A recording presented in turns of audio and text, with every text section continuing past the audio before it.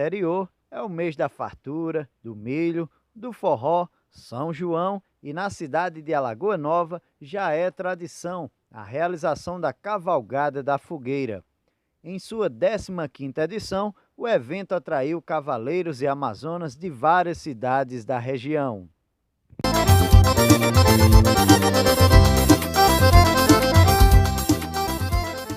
Saindo do Sítio Cruz, acompanhados por Bené Aboiador, os participantes passearam com seus cavalos pelo bairro Nossa Senhora Aparecida, Santa Luzia, centro da cidade, chegando ao destino final, Sítio Pau d'Arco, onde foi servida uma deliciosa feijoada.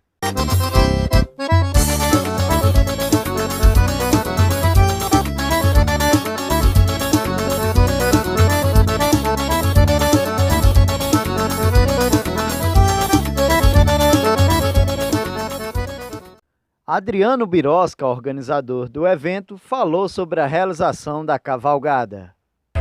Eu quero agradecer a todos os cavaleiros e amazonas pela essa belíssima festa que teve aí. A gente chegou a concluir a 15ª Cavalgada da Fogueira de Alagoa Nova, os amigos, e também agradecer também os patrocinadores.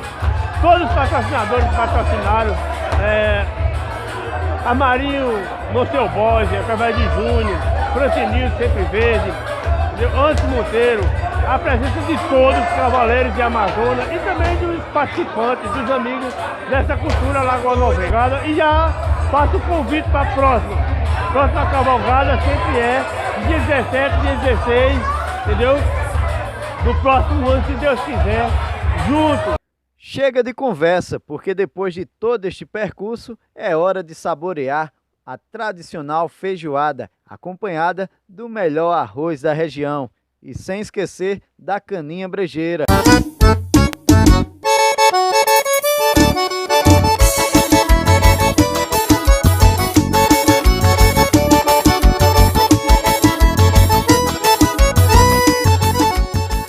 A responsável pelas comidas, Dona Maricé, falou sobre a alegria de contribuir com essa festa. Eu agradeço primeiramente a Jesus, dar força e coragem à gente para fazer essa festa linda. Que aí é uma festa de agricultores. Eu sou agricultora, tenho muito prazer e gosto de dar comida a todos.